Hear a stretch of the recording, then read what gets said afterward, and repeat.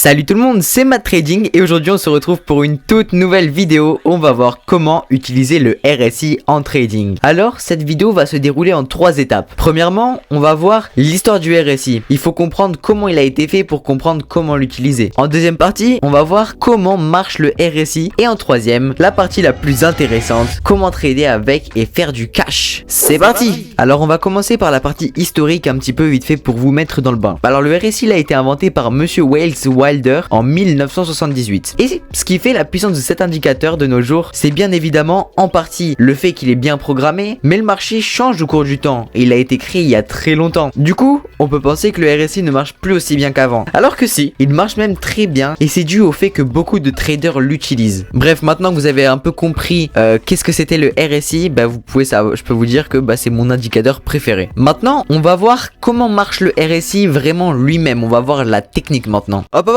avant de continuer la vidéo, je voulais vous parler de Bybit. C'est ma plateforme préférée pour faire du trading et je vous la conseille fortement. Comme vous pouvez le savoir, en France, le trading sur Binance est devenu très restreint. Alors je vous conseille Bybit parce que c'est un équivalent de Binance. En plus, en vous inscrivant avec mon lien, vous aurez du cashback sur tous vos trades. Vous avez le lien dans la description de la vidéo. Allez, je vous laisse.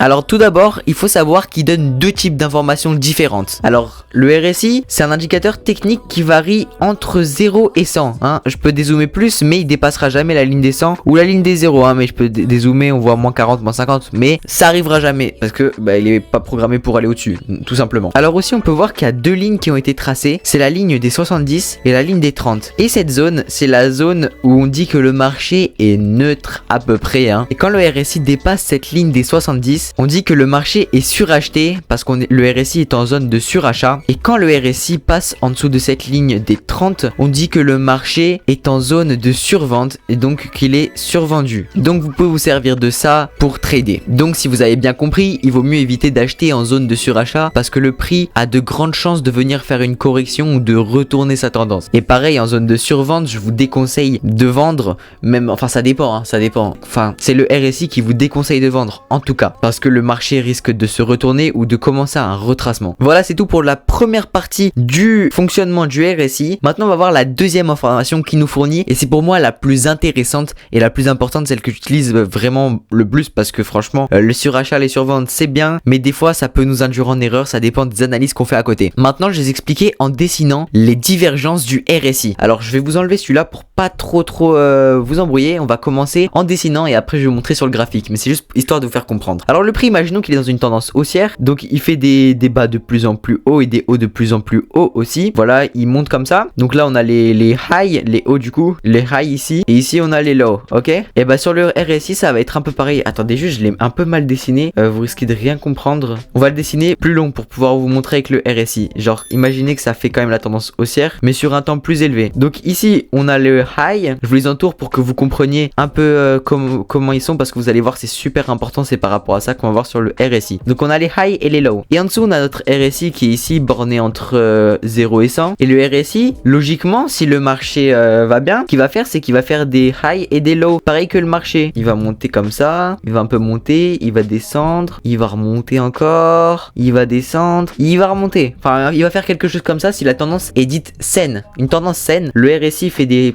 highs de plus en plus haut en même temps que le prix. Et des lows aussi de plus en plus haut en même temps que le prix. Vous avez compris. Bon, pareil dans une tendance baissière, à la place il fera des... en gros il marchera dans le sens du marché. Et quand il y a des divergences, attention, le prix, le RSI va pas faire ça. Imaginons qu'il commence au 0. Bon, il va pas commencer au 0, mais c'est pour vous montrer l'exemple. Il commence au 0, il monte, hop. Ici il fait son high, il redescend, il fait un low, mais là il remonte, mais difficilement.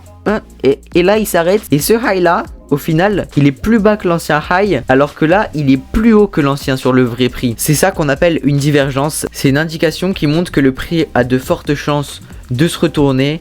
Voilà, le marché a de fortes chances de se retourner et passer en tendance baissière. Et à la place, vous allez voir après une divergence, souvent le prix il tombe comme ça. Enfin pas autant, mais vous avez compris ce que je veux dire. Maintenant je vais vous montrer sur le graphique pour que ce soit un peu plus clair. Alors déjà pour l'avoir sur le graphique, on va aller dans indicateur et on va écrire RSI et on va ajouter Relative Strength Index. Voilà, maintenant j'ai sur mon graphique, je vais légèrement l'agrandir parce que c'est une vidéo sur le RSI, mais normalement je le garde en petit. C'est juste voilà, comme ça ici c'est bien. Je vais aussi grossir le prix. Ok, j'ai trouvé un super exemple les gars pour vous montrer les divergences du RSI et la tendance saine. Là je vais vous montrer d'abord une tendance saine. On a un high, ok. Sur le RSI aussi on l'a, le high, il est ici. On a notre autre high à ce niveau là, mais il est plus bas que l'ancien. Et si on regarde, bah ici aussi il est plus bas que l'ancien. Regardez, là il est descendu jusqu'ici. Pareil que sur le prix, il est descendu. Là, il y a un high plus bas que l'ancien. Mais sur le RSI, il est plus haut que ce high là. Regardez, il est monté jusqu'ici. Et si on regarde après les gars, il y a eu cette divergence. Bon, les divergences, moi je les trace directement avec des trendlines pour les voir,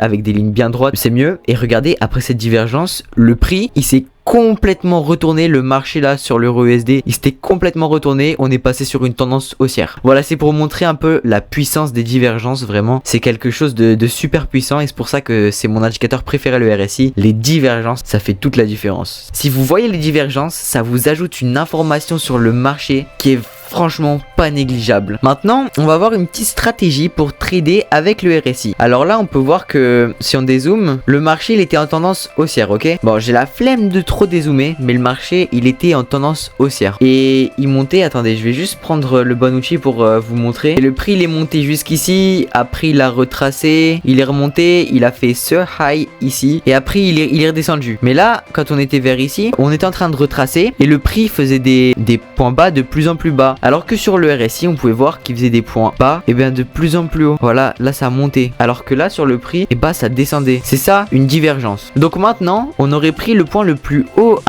du coup le sommet, l'ancien high, et on aurait tracé une ligne à son niveau et on aurait attendu qu'une grosse bougie vienne le casser. Donc on attend. On peut voir qu'une bougie qui fait au moins 3 fois la taille des autres bougies normales vient de casser cette ligne. Donc on peut venir se positionner à l'achat. On met notre stop loss un tout petit peu en dessous. Attendez, juste dézoomer. Un tout petit peu en dessous de la zone qu'on avait dessinée de l'ancien high. Et on met le take profit au moins 2 fois au-dessus. Mais enfin pour le placer, je regarde aussi les niveaux de support et résistance. Je pense que je l'aurais bien placé à ce niveau-là. J'aurais pas mis trop, mais de toute façon c'est remonté après. Enfin ça aurait touché le take profit avant, mais c'est remonté. Mais en gros vous mettez au moins 2 fois la taille du stop loss dans le take profit. Donc là si un stop loss à 0,15%, on met le take profit à 0,30. Alors vous allez vous dire ouais mais c'est pas beaucoup 0,30%. Moi je veux faire du cash. Mais les gars, si vous êtes un vrai trader, il y a aussi une technique que j'expliquerai vraiment beaucoup plus profondément dans une autre vidéo. C'est que les traders, les vrais traders vont essayer de ne risquer jamais plus de 4% par trade. Et les gars, il y a l'effet de levier qui existe. N'oubliez pas. Là par exemple j'ai 0,15. Imaginons que je voulais risquer 4% sur ce trade. Je risque jamais 4%, pour moi c'est trop. Je risque maximum 2,5%, ça dépend. Imaginons qu'on aurait voulu